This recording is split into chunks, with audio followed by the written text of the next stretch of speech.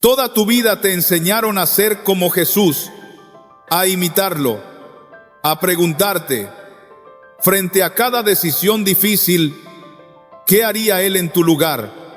Y no está mal querer parecerse a Cristo, pero hoy quiero decirte algo que va a sacudir la manera en que has orado durante años. Kenyon descubrió algo mucho más radical, mucho más profundo, mucho más peligroso para el reino de las tinieblas. Tú y Él ya son una sola cosa, no una copia, no una imitación, no un alumno esforzándose por alcanzar a su maestro, un solo espíritu. Déjame decirlo otra vez, despacio, porque tu mente religiosa lo va a rechazar la primera vez que lo escuche. Tú no estás tratando de conectarte con Cristo, tú ya estás unido a Él, tan unido que la palabra de Dios usa la imagen más íntima que existe para describirlo. Primera de Corintios capítulo 6, versículo 17 lo dice, sin rodeos, pero el que se une al Señor, un espíritu es con Él, un espíritu, no dos que colaboran, no un jefe y su empleado, un solo espíritu. Y si eso es verdad, entonces todo lo que te enseñaron sobre rogar, sobre suplicar, sobre esperar a ver si Dios de casualidad se acuerda de ti, se cae, se derrumba como un castillo de arena frente a la marea. Piensa en esto por un momento. Durante años oraste como quien toca la puerta de una casa ajena, esperando que alguien adentro tenga la bondad de abrir. Y si te dijera que tú no eres el visitante, y si te dijera que tú vives adentro, antes de seguir, quiero pedirte algo. Si alguna vez te sentiste lejos de Dios, aunque oraras todos los días, escribe en los comentarios la palabra unido, solo esa palabra. Quiero ver cuántos han cargado ese peso de sentirse separados de aquel que en realidad vive dentro de ellos. Escríbela y sigamos juntos, porque lo que estás a punto de entender no es una técnica nueva de oración, es una revelación de identidad. Y cuando cambia tu identidad, cambia absolutamente todo. Aquí está el giro que la iglesia tradicional pocas veces te explica. La mayoría de la enseñanza que recibiste te puso a Jesús allá arriba, en un pedestal, como el ejemplo perfecto que tú, pobre pecador, jamás vas a alcanzar. Y con la mejor intención te dijeron: esfuérzate, imita, trata de acercarte. Pero fíjate en la trampa escondida en esa enseñanza. Si tu tarea es imitar a alguien, entonces, por definición, estás separado de él. La imitación siempre presupone distancia. El que imita nunca es lo que imita. Kenyon lo entendió y por eso no lo llamó imitación, lo llamó identificación. La diferencia es abismal. Imitar a Cristo es pararte frente a un espejo tratando de copiar sus gestos. Identificarte con Cristo es descubrir que su vida ya corre por tus venas espirituales, que su espíritu y tu espíritu recreado fueron soldados en uno solo el día que naciste de nuevo. Déjame repetírtelo desde otro ángulo, porque tu corazón necesita escucharlo varias veces. Cuando naciste de nuevo, no recibiste un permiso para acercarte a Dios de vez en cuando. Recibiste una naturaleza nueva. Segunda de Corintios capítulo 5, versículo 17. De modo que si alguno está en Cristo, nueva criatura es. Las cosas viejas pasaron, he aquí todas son hechas nuevas. Nueva criatura, no una versión mejorada de la vieja, no el mismo perro con collar nuevo, una criatura que antes no existía, un espíritu recreado, tomado de la misma vida de Dios. Y aquí está lo que quiero grabarte en el alma: la unión no es una meta que tienes que lograr con suficiente oración, suficiente ayuno o suficiente sacrificio. La unión ya es un hecho consumado, ya ocurrió. Tú no estás trabajando para llegar a estar unido con Cristo, tú estás aprendiendo a creer que ya lo estás. Esa es la revelación que transforma a un mendigo espiritual en un hijo con autoridad. No te vas a volver uno con Él, ya lo eres. Y todo cambia cuando dejas de pedir lo que ya posees y empiezas a caminar en lo que ya eres. Vamos a anclar esto en la roca de la palabra.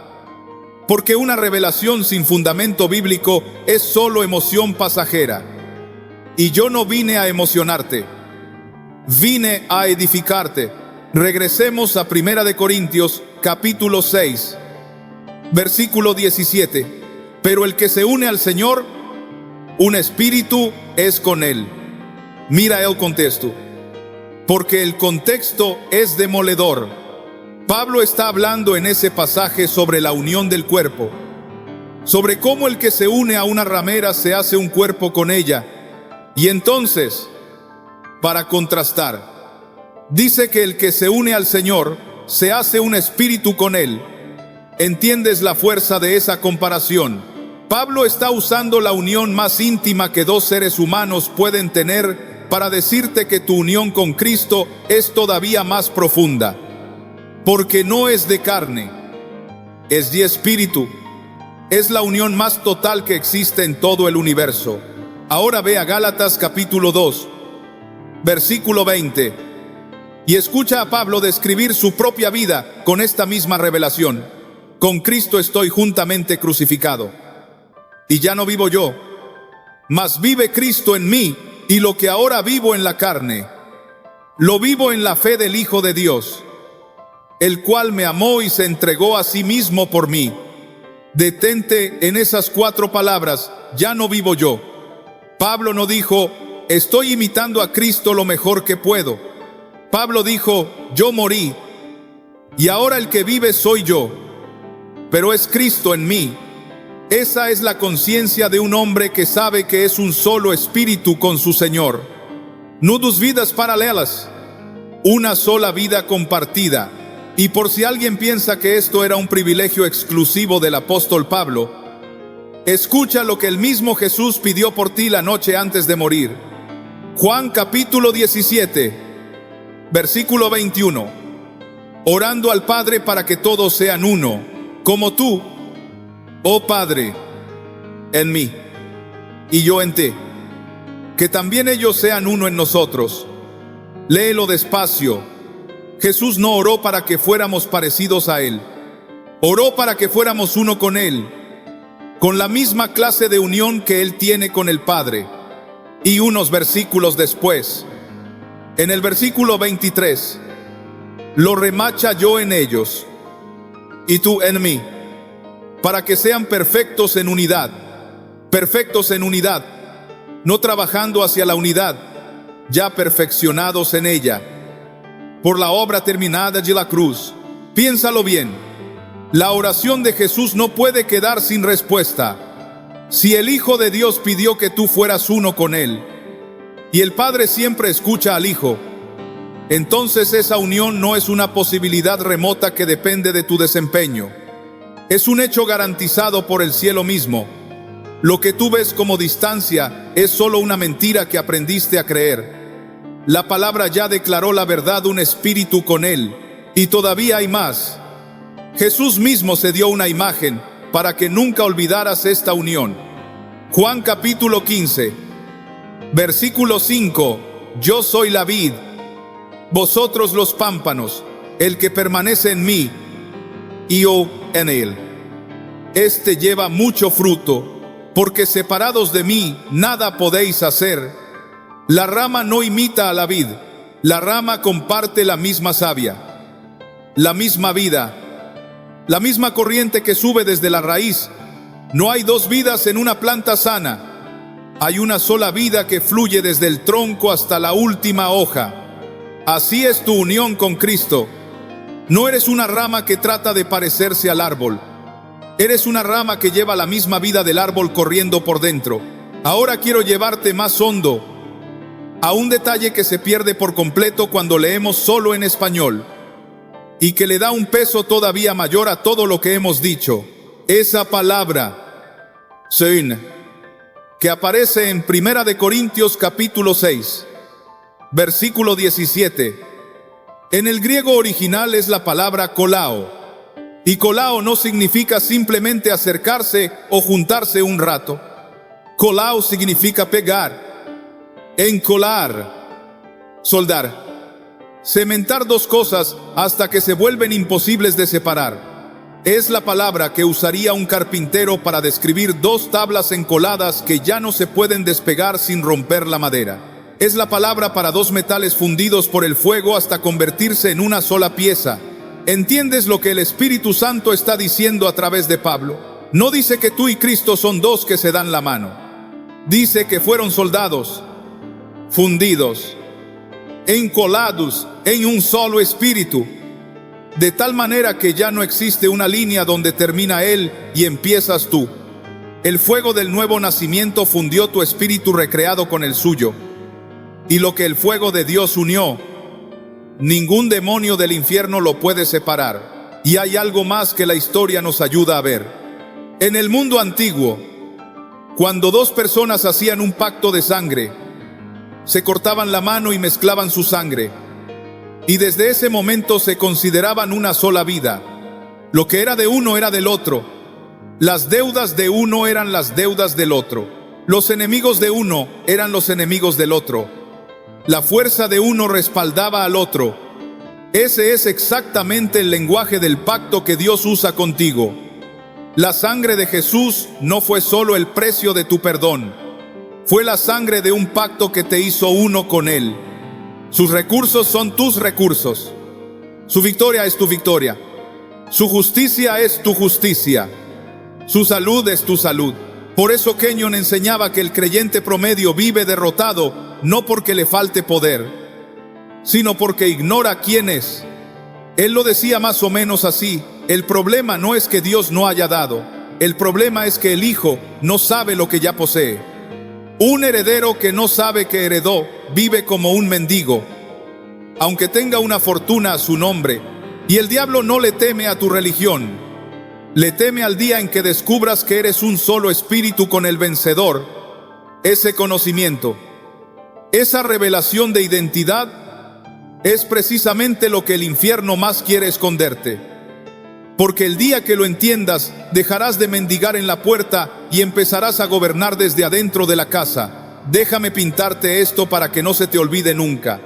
Deja que tu corazón vea cada escena. Imagina un pedazo de carbón, frío, negro, oscuro. Alguien lo toma y lo pone en medio de una fogata ardiente. Al principio sigue siendo carbón, pero deja que pase el tiempo. Ese carbón empieza a brillar, se pone rojo, luego naranja, luego blanco de puro fuego. Y llega un momento en que tú lo miras y ya no puedes distinguir dónde termina el carbón y dónde empieza la llama. El carbón no está imitando al fuego. El carbón se volvió uno con el fuego. Tiene el calor del fuego, la luz del fuego, el poder del fuego, porque el fuego entró en él y él entró en el fuego. Así eres tú en Cristo. No estás afuera de la hoguera tratando de calentarte un poquito. Estás en medio del fuego de Dios, ardiendo con su misma vida. Un solo espíritu. Ahora imagina otra escena. Un hombre y una mujer se paran frente al altar. Antes de ese día eran dos personas, dos vidas, dos apellidos, dos historias. Pero llega el momento en que se dicen sí, y la palabra de Dios declara que ya no son dos, sino una sola carne. Nada cambió por fuera en ese instante. Se ven igual, pero en el orden espiritual y legal, algo se selló para siempre. Dos se volvieron uno. Lo que ella tiene es de él, lo que él tiene es de ella. Sus vidas quedaron entretejidas. Pues bien, la Escritura usa justamente esa unión para hablar de Cristo y su iglesia. Tú no estás de novio con Jesús, tratando de conquistarlo con buen comportamiento. Tú ya estás unido a Él en el pacto más firme que existe. Todo lo suyo lleva tu nombre. Y aquí va la tercera escena, y quiero que la sientas de cerca. Imagina a un padre que ama a su hijo que se fue a estudiar lejos, antes de que el hijo tenga una sola necesidad. El padre entra al banco y deposita en la cuenta del muchacho todo lo que va a necesitar por el año entero: la renta, la comida, los libros, las emergencias. Todo ya está depositado. Ahora imagina que ese hijo, semana tras semana, llama llorando por teléfono: papá, tengo hambre, no tengo para la renta, no sé qué voy a hacer. Y el padre, con el corazón partido, le dice: hijo, el dinero ya está en tu cuenta, ya lo puse ahí hace meses, solo tienes que sacar la tarjeta y usarlo. El problema del hijo nunca fue la falta de provisión. El problema fue que oraba como un huérfano cuando ya era un heredero. Así ha orado la mayoría de la iglesia, suplicando por sanidad que ya fue comprada, rogando por paz que ya fue depositada, mendigando una provisión que la sangre de Jesús ya puso en tu cuenta hace 2000 años. 3 escenas, una sola verdad. El carbón no ruega por fuego cuando ya está en llamas. La esposa no mendiga lo que ya es suyo por pacto. El hijo no llora de hambre cuando la cuenta está llena. Y tú, unido al Señor, un solo espíritu con Él, no tienes por qué vivir como un extraño frente a tu propia herencia. Ahora déjame mostrarte el contraste, porque hasta que no veas la diferencia con claridad, vas a seguir resbalando de vuelta a lo viejo sin darte cuenta. La forma antigua te enseñó a orar así: Señor, si es tu voluntad, tal vez, si acaso, ojalá que algún día te acuerdes de mí. La forma antigua te puso de rodillas frente a una puerta cerrada, tocando, tocando, sin saber siquiera si había alguien del otro lado. La forma antigua te dijo que la fe era aguantar con resignación, cruzar los dedos y esperar lo mejor. La forma antigua te hizo sentir como un extraño frente a Dios, como alguien que tiene que rogar por migajas que caen de la mesa del amo. Pero la forma nueva, la forma del Hijo que sabe que es un solo espíritu con Cristo, suena completamente distinta. La forma nueva no dice si es tu voluntad cuando la voluntad de Dios ya está escrita y firmada en la palabra. Cuando Dios ya dijo: por sus llagas fuiste curado. Tú no oras si es tu voluntad sanarme. Tú declaras: gracias, Padre, porque tu voluntad de sanarme ya quedó demostrada en la cruz, y yo recibo lo que ya compraste. ¿Ves la diferencia? Lo viejo mendiga, lo nuevo hace valer un derecho. Lo viejo espera a ver qué pasa, lo nuevo declara lo que ya es. Lo viejo ora hacia la victoria, luchando por conseguirla. Lo nuevo ora desde la victoria, descansando en una batalla que ya se ganó hace 2000 años. Lo viejo dice: espero que Dios haga algo. Lo nuevo dice: Dios ya hizo todo, y yo me pongo de acuerdo con lo que Él ya hizo. Esa es la diferencia entre una vida de derrota constante y una vida de reposo victorioso. Y no depende de cuánto grites en tu oración, depende de desde dónde oras, desde la carencia o desde la unión. Kenyon lo decía de una manera que a muchos les incomodaba, pero que es pura verdad bíblica. La oración no es la súplica de un inferior que trata de convencer a un superior distante. La oración es el hijo que se presenta ante su padre para hacer valer los derechos que el pacto de sangre ya le garantizó. No vas a la sala del trono a rogar como un extraño. Entras a la casa de tu padre como un hijo que pertenece ahí. Y aquí quiero que seas honesto contigo mismo. ¿Cuántos años oraste desde lo viejo? ¿Cuántas noches suplicaste algo que en realidad ya te pertenecía por pacto? No te condeno, porque todos aprendimos a orar así. Yo también toqué esa puerta cerrada por años, pero hoy la palabra te está abriendo los ojos. Y una vez que ves esta verdad, ya no puedes volver a orar igual, porque cuando entiendes que eres uno con Cristo, dejas de sonar como un huérfano y empiezas a hablar como un heredero. Ahora tengo que advertirte de algo, porque el enemigo de tu alma no se va a quedar de brazos cruzados mientras tú descubres quién eres. Colosenses capítulo 2, versículo 15. Dice que Cristo, en la cruz, despojando a los principados y a las potestades, los exhibió públicamente, triunfando sobre ellos en la cruz. El diablo ya fue derrotado, ya fue desarmado, ya fue exhibido en vergüenza pública delante de todo el universo espiritual. Entonces, si ya perdió, ¿cómo es que tantos creyentes viven derrotados con una sola arma, el engaño? Es lo único que le queda. No tiene poder legal sobre ti, así que trabaja con mentiras para que tú nunca uses el poder que sí tienes. Y estas son algunas de sus mentiras favoritas. Así que escúchalas bien para que las reconozcas la próxima vez que lleguen. Te susurra: tal vez Dios permitió esta enfermedad para enseñarte algo. Te dice: quizás este sufrimiento te está haciendo más santo, más humilde, más profundo.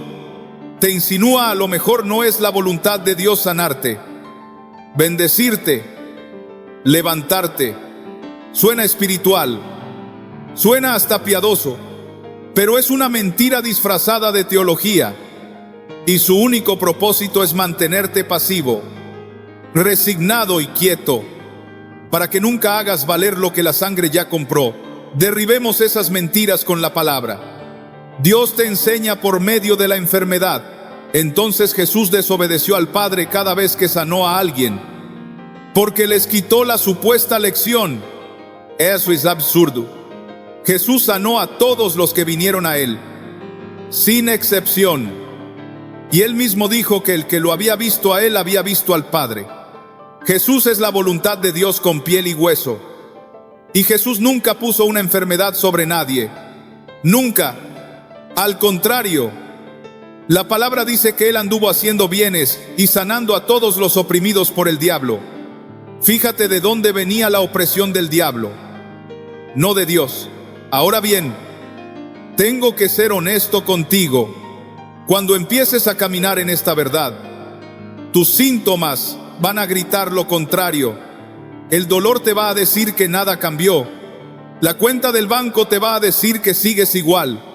La circunstancia va a levantar la voz para contradecir la palabra. Y ahí está la batalla real. ¿A quién le vas a creer, al síntoma que ves, o a la verdad que Dios declaró? Kenyon lo decía sin rodeos: hay dos clases de conocimiento peleando por tu confesión: el conocimiento de los sentidos y el conocimiento revelado de la palabra. Y tú vives según el que confiesas. El enemigo no puede tocar tu unión con Cristo, pero sí puede tratar de convencerte de que no existe. No le des ese gusto. Entonces, ¿cómo caminas en esta verdad de forma práctica? En tu casa, en tu chama, en tu cocina, en medio de tus problemas reales. Déjame darte 4 pasos concretos, porque una revelación que no se practica se evapora. Primero, renueva tu mente. Romanos capítulo 12, versículo 2 dice: no os conforméis a este siglo, sino transformaos por medio de la renovación de vuestro entendimiento. Tu espíritu ya fue recreado, ya es uno con Cristo. Eso está hecho, pero tu mente todavía tiene grabados años de enseñanza vieja, años de mendigar, años de dudar. La renovación es el proceso de enseñarle a tu mente lo que tu espíritu ya sabe. ¿Cómo? Metiéndote en la palabra todos los días, hasta que la verdad de tu unión con Cristo te resulte más real que tus circunstancias. Segundo, confiesa en voz alta. Lo que confiesas es lo que posees. No lo pienses nada más. Dilo con tu propia boca. Di: yo soy un solo espíritu con Cristo. Su vida está en mí. Su justicia es mi justicia. Su salud es mi salud. Por sus llagas yo fui curado. Tus oídos necesitan escuchar tu propia voz declarando la verdad, porque la fe viene por el oír, y también por oírte a ti mismo confesando lo que Dios ya dijo. Tercero, háblale al problema. no solo de él. Fíjate cómo obraba Jesús. Cuando había un obstáculo, muchas veces no le pedía al Padre que lo quitara. Le hablaba directamente al obstáculo con la autoridad que tenía. Le habló a la tormenta y le dijo: calla. Le habló a la higuera. Le habló a la enfermedad y a los demonios. Tú, siendo uno con Él, tienes esa misma autoridad. Le puedes hablar a la montaña de deuda, a la enfermedad en tu cuerpo, al temor en tu casa, y ordenarle que se sujete al nombre de Jesús. Cuarto, y esto lo cambia todo: ora desde la victoria y no hacia la victoria.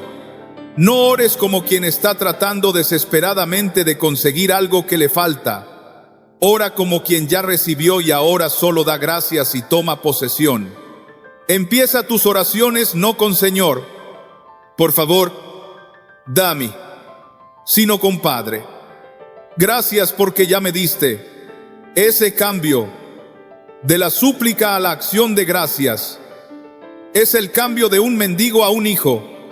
Es la diferencia entre orar desde la carencia y orar desde la unión. Y cuando aprendes a orar desde el lugar donde ya estás sentado con Cristo, en lugares celestiales, tu oración deja de ser un lamento y se convierte en un decreto. Así que escúchame ahora con todo tu corazón, porque quiero que esta verdad se te grabe en lo más hondo del alma. La fe no ruega, la fe recibe, la fe declara, la fe actúa. Tú no eres un extraño tocando la puerta. Tú eres un hijo que vive adentro. Tú no eres un mendigo esperando migajas. Tú eres un heredero sentado a la mesa. Tú no eres una víctima rogando piedad. Tú eres un vencedor haciendo valer una victoria que ya se ganó. No estás tratando de alcanzar a Cristo. Ya eres uno con Él. No estás tratando de conectarte con Dios. Su espíritu y tu espíritu ya fueron soldados en uno solo. No estás afuera del fuego. Estás ardiendo en medio de la llama. Deja de pedir lo que ya posees. Deja de rogar por lo que ya es tuyo. Deja de suplicar en la puerta de una casa que lleva tu nombre. El precio ya se pagó. La sangre ya se derramó. El pacto ya se firmó. La unión ya es un hecho. Y ningún demonio, ninguna enfermedad, ninguna deuda, ninguna noche oscura puede deshacer lo que la sangre de Jesús selló para siempre. Tú y Él son un solo espíritu. Esa es tu identidad. Esa es tu herencia. Ese es tu lugar de reposo y de autoridad. Y desde hoy puedes dejar de vivir como un huérfano y empezar a vivir como lo que siempre fuiste desde el día que naciste de nuevo uno con Cristo.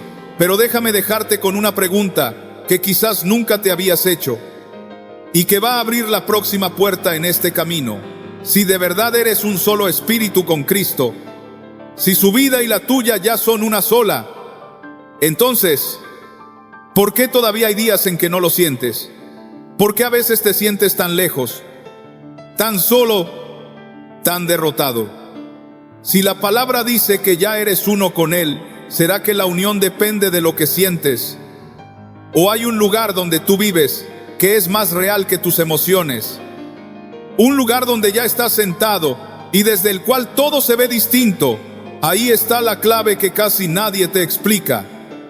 Y es justo de lo que vamos a hablar en el próximo mensaje. ¿Dónde estás sentado en realidad? Y cómo desde ese lugar la enfermedad, la deuda y el temor se ven mucho más pequeños de lo que parecen desde abajo. No te lo pierdas.